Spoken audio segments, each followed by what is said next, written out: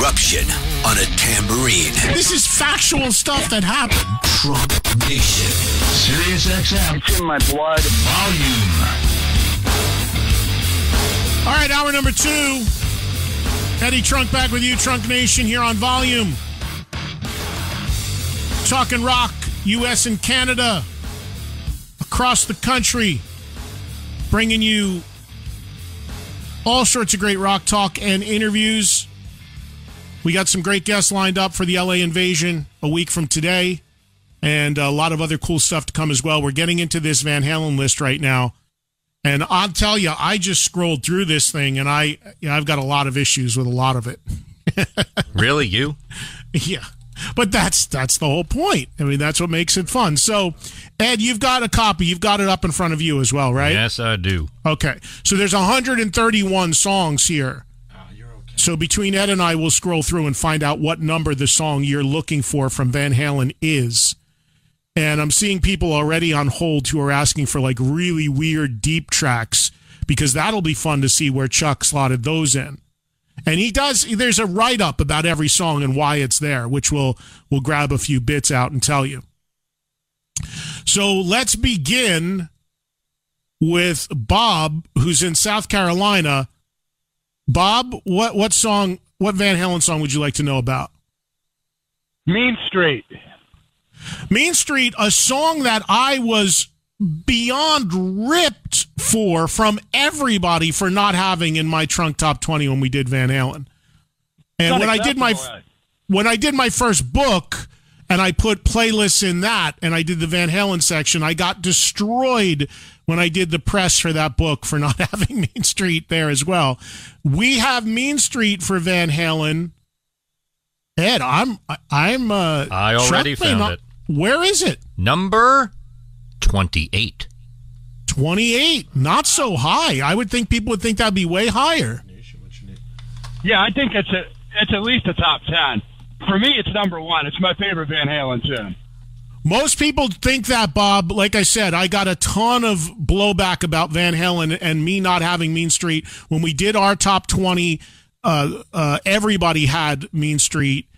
And this is according to Vulture and Chuck Klosterman. He's got Mean Street at 28. He writes, if you love this song, you definitely, and maybe exclusively, love the hyperkinetic intro. The ignition switch for Fair Warning that doubles as a statement of purpose, as Fair Warning was a moody, thorny album with no proper U.S. singles. This is the album aspirant guitarists tend to lionize, and Mean Street was a tougher version of what the band traditionally delivered. Reviews at the time labeled it as metal, but it's more like a laser-focused interpretation of blues rock that should have been recorded at a slightly faster pace, which is how they play it live. They probably played it like that live because they were probably coked out of their mind at the time. Thank you, Bob. Sorry. I just that going back to the And Justice for All, if you watch the unboxing video of Kirk Hammett that came out today, he gets into going through the box, and in one of the bonus discs, he said it's the fastest version of Whiplash they ever played in their life. And Kirk goes, and he looks up at the camera and goes, I can't quite remember what sort of vitamins we were on at that time. Metallica notoriously at that time were loaded out of their skulls on booze and drugs. So that's probably why it was at warp speed, even for a song like Whiplash. Could have been the case when it came to Van Halen too, when they played it live. But Chuck is right, and I've said this a lot of times, for whatever reason, and I'm not a guitar player, so I don't know, but Fair Warning is the guitar player's Van Halen album. They worship that one. And I think Women and Children is a heavier record than Fair Warning. But some feel that Fair Warning is the heavier. Bill in Jersey, what are you looking for, Bill? Hey, good afternoon, Ed. Hey. In a simple rhyme, it was great during your Van Halen Top 20 that I'm not alone in recognizing how great that song is. One of my favorites, of course, from Women and Children. Scrolling through, looking for it. Ed, did you find it yet? I have it already. Which number? 14. Ooh, I was going back. Hold on, I'm going to pull this 14. No. It I like that. Higher than Mean Street. What's the write-up? What was his opinion? Okay, I'll read it to you. It says, there are 3 or 4 different songs here seamlessly patched together. It has qualities usually associated with rock operas like Tommy, although loose and much less heavy-handed. Roth uncharacteristically sings from a position of weakness, and everything concludes with a 15-second Godzilla stomp that's sometimes classified as a secret track called Growth. From a total band perspective, this is among their most accomplished achievements. Okay, well, I agree with it as being one of their greatest songs, and I like its position at 14. I don't see the real rock opera thing or what he's talking about with any of that. I never picked up on that. I do love that. I do love that riff. I do love that riff at the end. It might be the closest thing they had to a ballad on that during the Roth years. I mean, that middle bridge is, as I said, I think it's the closest thing they had to a genuine ballad. Yeah, but when it kicks in, it kicks in. Oh, no doubt. Thanks, Ed. Yeah, all right, Bill, thank you. That was the other thing, too. When we did the Trunk Top 20, I was talking about that because In a Simple Rhyme was in my top 20, and that riff at the end, it just comes out of nowhere. I never understood the reason for that, and it's completely disconnected from the song itself. And I have started to hear from people that the idea was that riff, which according to Chuck was called Growth, that riff was going to be the way the next album was going to start. So that was going to be the way Fair Warning would have opened with that song. But that, of course, never transpired because Fair Warning opened with Mean Street. This should be interesting. James in Florida. Go ahead, James. Hey, Eddie. First time, long time. When I made my Van Halen top 10 list, or top 20 list, I put this song on as what I thought was the future of Van Halen. It's the song Belitchatherium on the Balance album. It's a instrumental, and I will listen to your reaction off, and I'll hang up. Well, I think the Balance album is pretty underrated. I'm looking to see where that came up. I never even knew how to pronounce that, by the way. What does that mean, by the way? Do you know? I cheated. I looked at the list, and it says that it's the largest land mammal that ever lived, a hornless rhinoceros that went extinct about 25 million years ago. This is me doing my best, Ed Robinson, by the way. Okay. What is that supposed to mean? It came in at number 98 from the Balance album. It says, here's an instrumental about the largest land mammal that ever lived. Man, is that Spinal Tap. Okay. The opening has expansive promise before devolving into what would happen if Eric Johnson were diagnosed with clinical depression. Seems more like a song about megatherium. All right, so number 98 there, just missing the top 100. Thank you, James. And now we know what that means. Let's talk to Rusty, who's in Kentucky. Rusty! Hey, Eddie, how you doing today? I'm all right, my friend. What are you looking for on this list? All right, now, mine would be Ain't Talking About Love would probably be number one, but I'm going to assume the popular vote was probably Jump. Oh, so you're taking a shot at what you think might be number one? Yeah, I mean, that's to me the most popular song they did, that you'll hear. I'm not saying I was, that crazy about it, but I would say Jump would probably be the number one, and Ain't Talking About Love is my favorite. So, Rusty, you want to know where Jump and Ain't Talking About Love landed on this list? Yes. All right, let's find it. Find it. Number one. Yeah, it's not number one. Neither of them are. Well, and I'll hang up, but I did send you a link to Dave Menichetti doing Night Prowler on your Twitter account like 3 or 4 days ago. Oh, okay, Rusty, I'll keep an eye out for it. I'll try to find it. Thank you for listening. All right, let's help Rusty out. So, Eddie. Did you find either of them, Ed? Yeah, I found Jump. It is not number one. However, it is in his top 20. It is number 16. Way high for me. I was not a Jump guy at all. Really? God. Oof. That's where it jumped the shark for me. Jumped the shark. As soon as I heard that wash of keyboards, I threw up a little in my mouth. Gosh.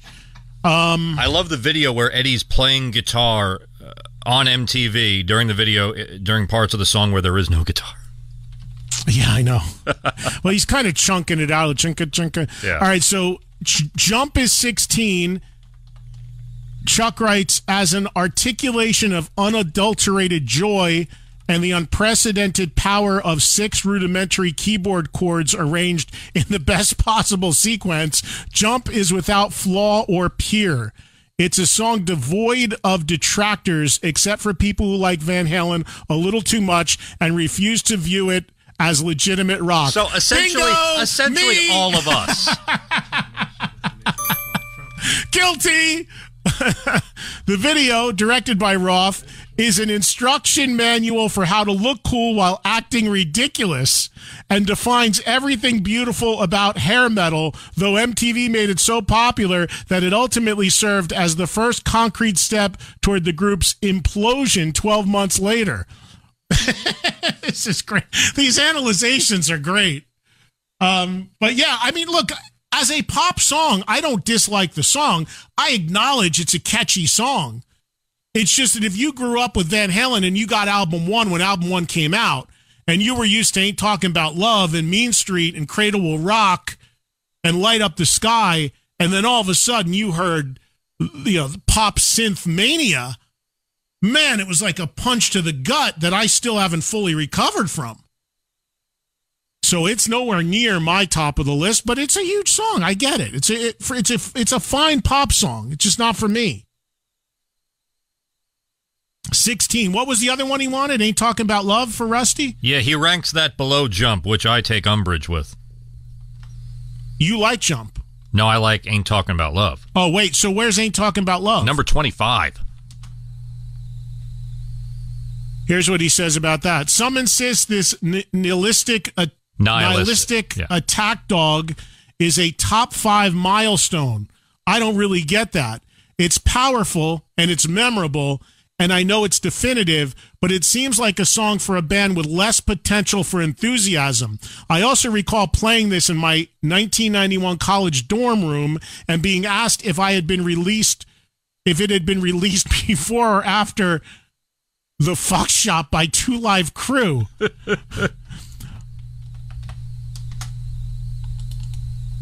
All right, I don't know where he's going with that. Okay.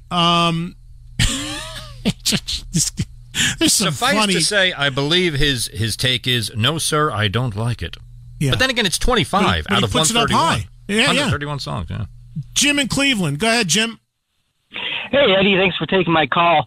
Hey, my pick isn't going to be a popular one, and it's not my favorite song, and I don't think it got any love from the listeners on the top 20 Van Halen songs, but it is one of my top favorite songs, and it's Can't Stop Loving You.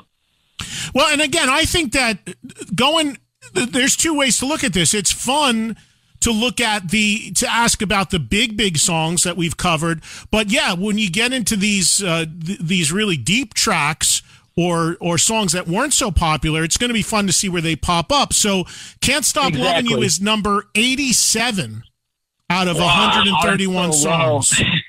That was a minor hit for them. Yeah, minor hit, and honestly, I think it should have been a much bigger hit than it ended up being. Yeah. I mean, Jim, Yeah, I think that to me, if you were a Sammy Hagar fan before he joined Van Halen, that Can't Stop Loving You is exactly the kind of song Sammy Hagar would have made on his own, I think.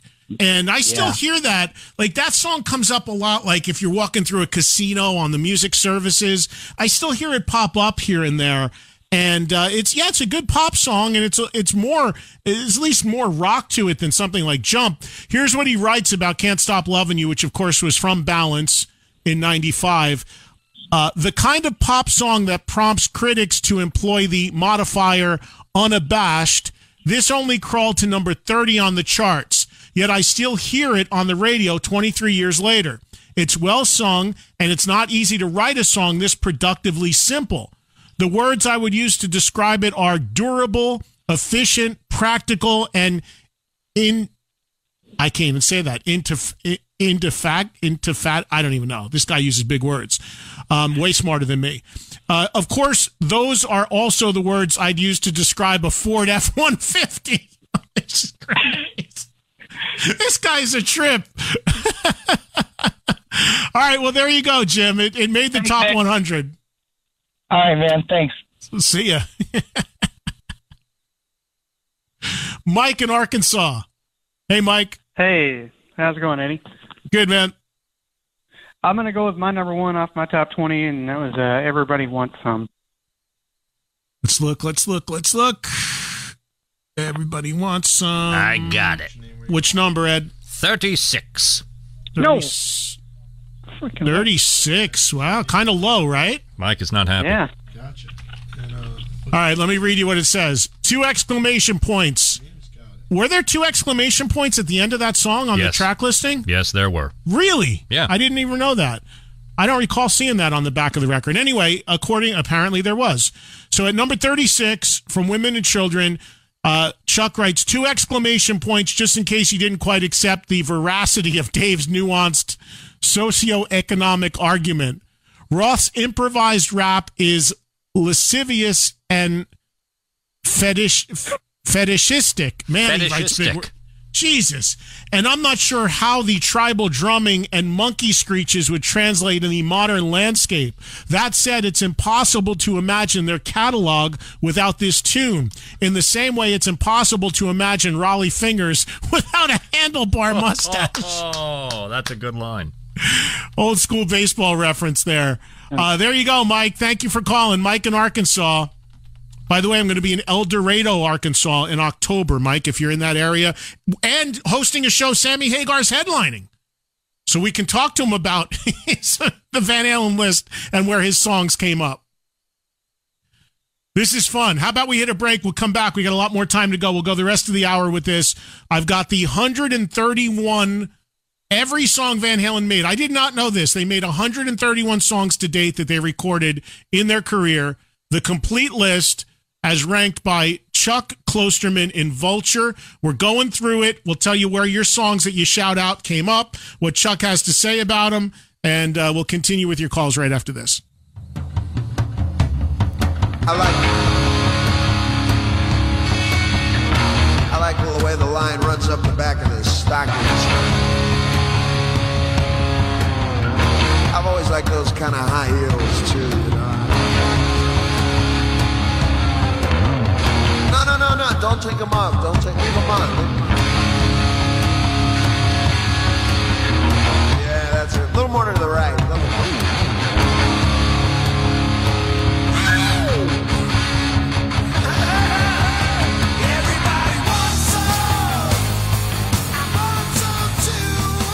Eddie Trunk. Most bands follow him around the country. Trunk Nation. My show is the rock destination. Sirius XM Volume.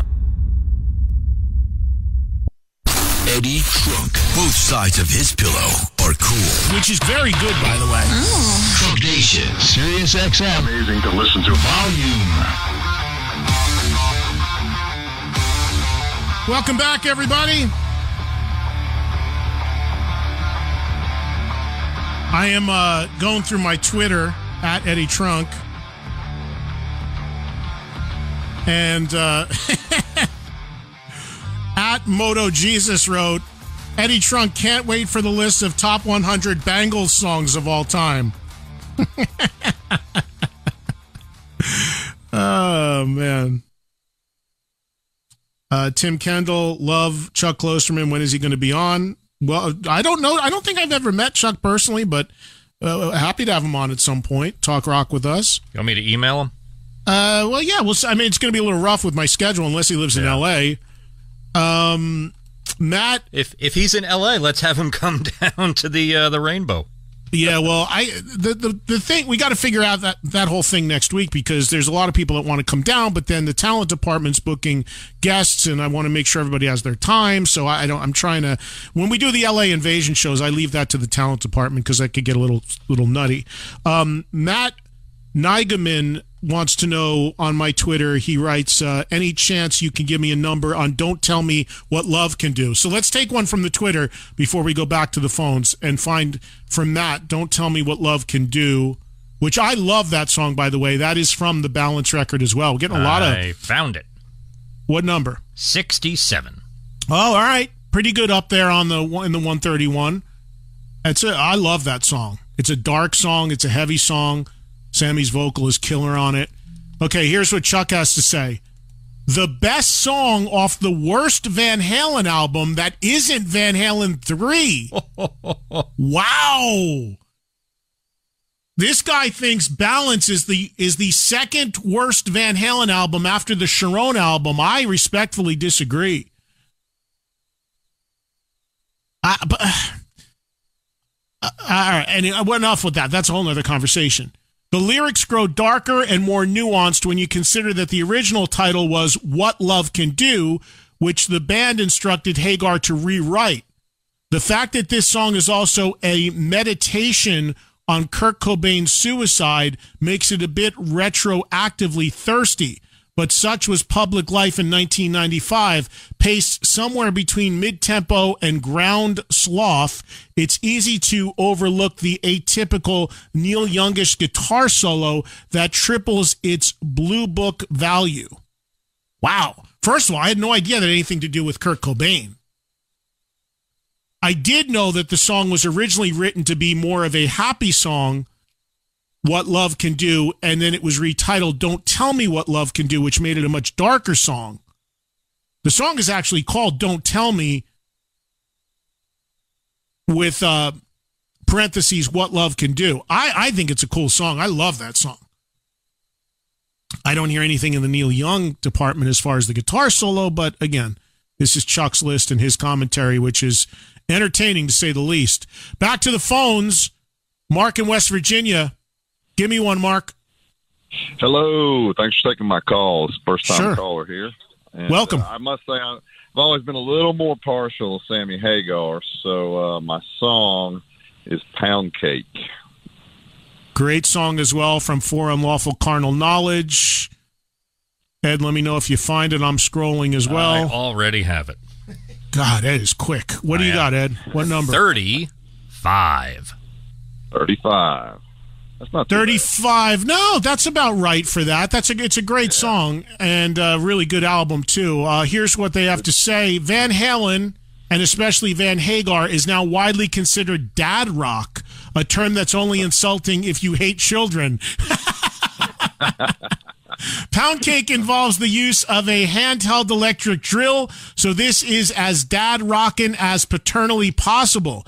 Eddie once said he just happened to pick up the drill in the studio, and by sheer luck, it was in the same key as the song. It must be crazy to go through life constantly noticing the musical key of every power tool you stumble across, but that's the burden of genius. This was all over MTV in the summer of '91, and it would have worked at any point in their career, although the lyrics are straight up sewage drain awful. Oof. They are. I was a senior in high school, and the song just was always around. And that drill is amazing. And the sound of the sound of the record is killer too. Andy Johns worked on that record. He's known for getting a big fat bottom end, which that record has, and some Van Halen records lack. So I always love the sound of the record. In a lot of places, I just think it always hits hard in a lot of places. So I think for Unlawful Carnal Knowledge, outside of 5150, may be my favorite of the Sammy Van Halen albums, and I think sonically that and Balance hold up the most. I think although 5150 is a great record, I think that some of the sounds on that are definitely dated and of their time production wise. But for Unlawful Carnal Knowledge and Balance, which is Bruce Fairbairn, both sound great, I think. Yeah, I'm with you there. So, all right, Mark, thanks for the call. All right, man, appreciate you listening. This is Max, who's in Florida, with a Van Halen song for the top 131. What do you got, Max? Hey, I decided to go super deep with my cut with an outtake from the Balance album. It was supposed to be on the album as a tribute to their manager who had died of cancer, Ed Leffler, who was brought on board by Sammy, of course, because he was his former manager. the song "Crossing Over." Let's see. Crossing Over. Is it on here, Ed? I don't see it. You said it was that wasn't officially on the record, right? No, it was an outtake, and it was put as a B-side to the "Can't Stop Loving You" single. No, it might not qualify. Yeah, he probably didn't include that because of that, because it is not in the 131. So these are only songs that actually appeared on the actual albums. Gotcha. All right. Well, thank you for taking my call regardless. All right, Max, thank you for listening. I do remember that title. I don't know the song. I probably have it as a B-side in one of my, buried with some of my albums somewhere, but I do remember that. And I did know Ed Loeffler a little bit back in the day when he managed Sammy. You're 100% correct. He was Sammy's personal manager and then ended up managing Van Halen as well when Sammy joined the band. And really, a lot of the issues with Sammy and Van Halen rose up after Ed passed away and other managers came in. If you read Sammy's book, he points that out, actually. This is Rich, who's in Chicago. Hey, Rich. Hey, Eddie. Thanks for taking my call. Sure, man. So I'm a big Sammy Hagar fan, and I think that one of the best examples of that band has to be Right Now.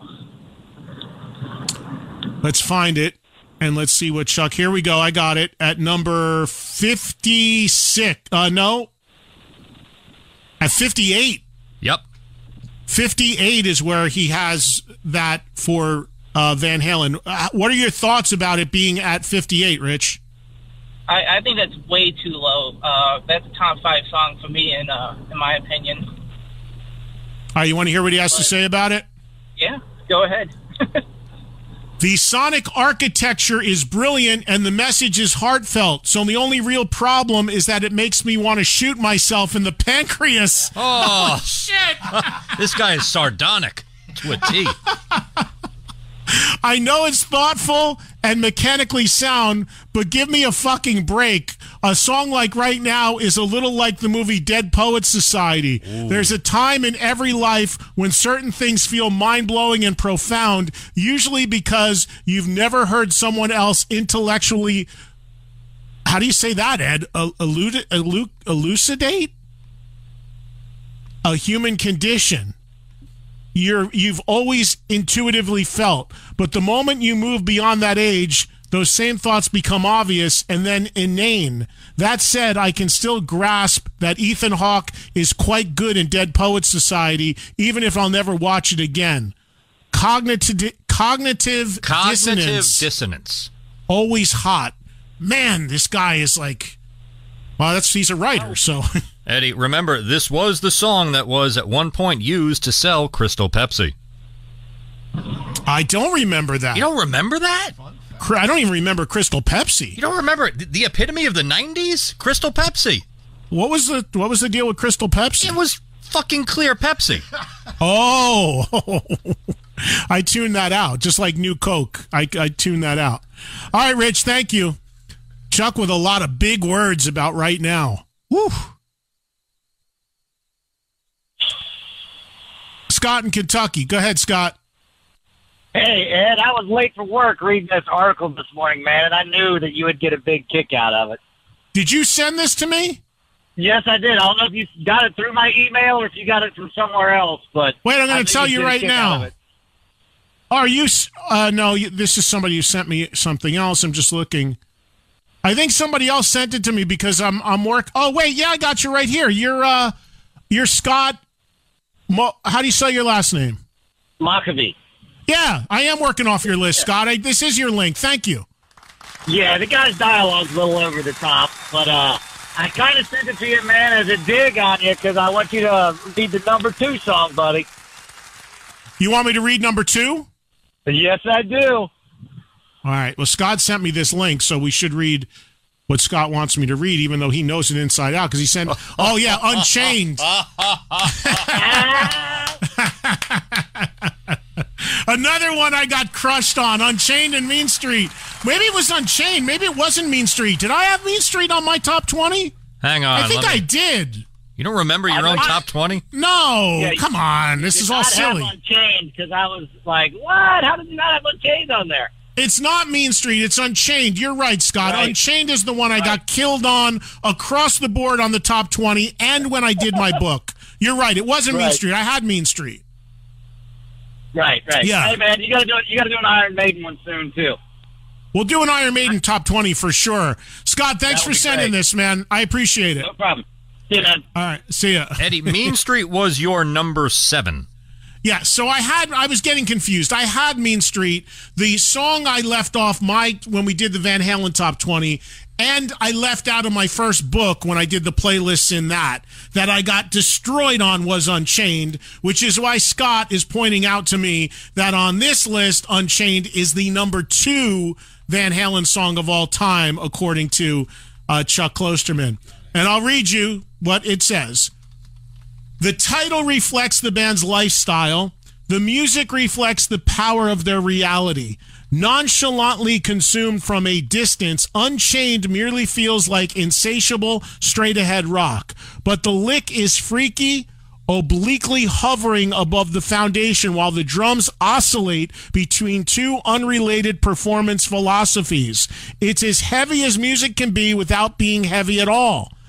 After the solo, Roth chats up Templeman about his suit and the acquisition of Leg, almost none of which makes any goddamn sense in any context that isn't this song. A top-to-bottom masterwork catapulted beyond Thunderdome. Oh, Mad Max reference. Unchained at number 2. Nobody has guessed the number 1.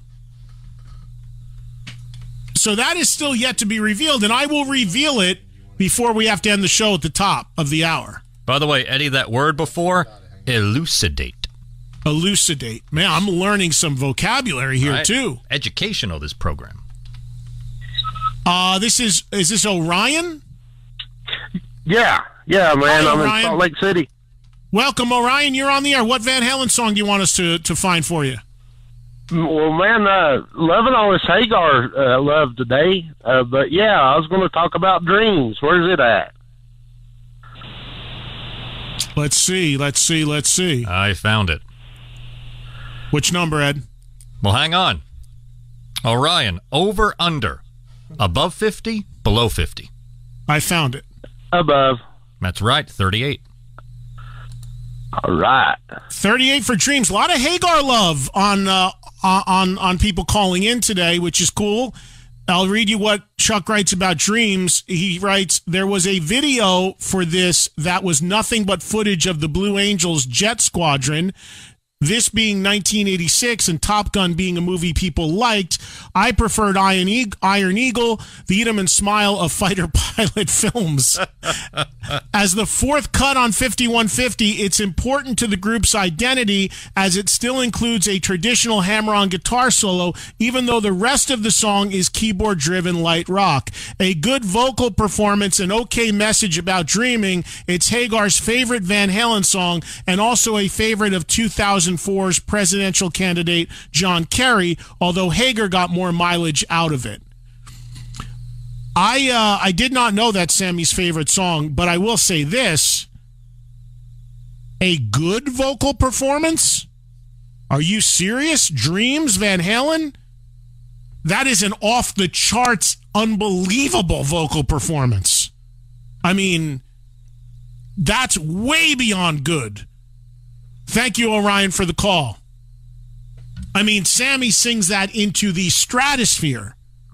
And when Sammy does that song now with his band, The Circle, he does a slightly different version. He does it sort of like an acoustic track and brings it down a little bit because he's no dummy. He knows at 70 it would kill him. Although he could probably still get there on a good night, I'm sure. But there you go. Dreams.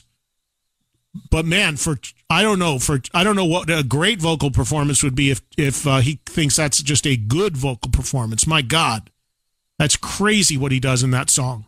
38 for Dreams. We have a little time left to go as we work towards the top. Again, going through the list of the 131 top Van Halen songs in order.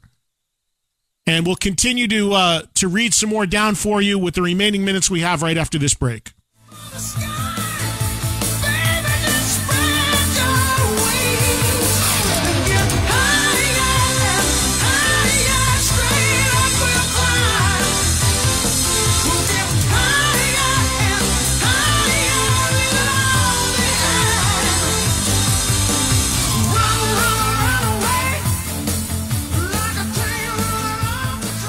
Trunk Nation. Let me listen to that. With Eddie Trunk. You didn't know you needed it, but now you do. Sirius XM Volume. Trunk Nation. With Eddie Trunk. That's where I learned about Led Zeppelin and Jimi Hendrix and Cream and The Who, and that's where I became a Kiss fan. Sirius XM. I've always been a fan. Volume. All right, we're back. Talking rock every day on Trunk Nation here on Volume. Live in the 2 to 4 p.m. Eastern window, replaying every night 9 to 11 p.m. Eastern, and available anytime you want on demand on the Sirius XM app. And we are having some fun today. This was an unexpected treat getting into this Van Halen list. Like I said, I swear to you guys, I sign on the air here every day, and sometimes I have no idea where we're going or what we're doing, but I like that. And we turned out to, dig into this after a bunch of rock news and Van Halen stuff. Sad note just being announced, though, unfortunately, in the acting world, Burt Reynolds passed away. Which is, how old was Burt? Ed, do you have any information on that? 82, died of a cardiac arrest in Florida. 82. So I don't know if he had been ill. I don't know much about it, but obviously anybody that, in the world, you got to know who Burt Reynolds is, and I've seen some of his movies and some of the great stuff he's done throughout his career. Nice run there, 82, but still sad news to find out just a few minutes ago. Eddie, you say acting. I must add, he did release an album. In 1973, an album called Ask Me What I Am. What kind of music was it? Do we know? I believe it's country-esque. Oh, okay. Well, Burt Reynolds had a life, that's for sure. He had quite a life there. So rest in peace, Burt Reynolds. That news just coming down a little while ago. All right, back to the Van Halen list. Here's what we decided during the break, because I've got about 10, 12 minutes left before we have to wrap up for a Thursday. I'm live again tomorrow, of course, for Free for All Friday. And that's anything you want to talk about in the world of rock. And again, don't forget, 1 week from today, I am live from the Rainbow in Los Angeles for the next Trunk Nation LA Invasion, 6 to 8 p.m. Pacific time, live on the air here on Volume with guests. And of course, if you're in LA, come down and join us. It's totally free at the Rainbow a week from tonight, next Thursday, 6 to 8 p.m. Pacific. And that leads into the dates that I'll be hosting on the Sirius XM Hair Nation Tour. So be spending a good amount of time on the West Coast, Vegas, Phoenix, LA, all starting next week. And it all starts with the LA broadcast from the Rainbow. So what Ed and I were talking about, it probably makes sense. Instead of taking more calls from you guys about songs and reading more of Chuck's commentary, we will tweet out the link to this entire list so you can look out over it yourself, because again, it's 131 songs and every one of them has some sort of write-up. So it's impossible to do it all on the air. But that being said, I will read to you at least the titles of his top 20. So this, if Chuck were to do a Trunk Top 20, this would be it, because this is his top 20 Van Halen songs. At number 20, he has Beautiful Girls from, of course, Van Halen 2. At number 19, Jamie's Crying from the first album. At 18, Little Guitars from Diver Down. At 17, Where Have All the Good Times Gone, also from Diver Down. Amazing, because I didn't have anything from Diver Down, and a lot of other people didn't either, which is considered a bit of a throwaway Van Halen record. But he has 2 songs from that in his top 20. At 16, Jump, we already covered that. This is shocking. At 15, he has Humans Being, which is, of course, from the Hagar years, a song that pretty much drove Sammy out of the band, because the story goes they were supposed to be on a vacation and then they got called in to do this and he didn't want to do it. From the Twister soundtrack, Humans Being, at number 15. Klosterman writes, a song off the soundtrack to Twister that completely annihilates the trailer park. I'm assuming somebody from Universal Pictures was like, we need a song that feels like a tornado, and some guy taking the meeting for Warner Brothers was like, I think I know who to ask. I like Humans Being. I don't know if I'd have it as the 15th best Van Halen song of all time.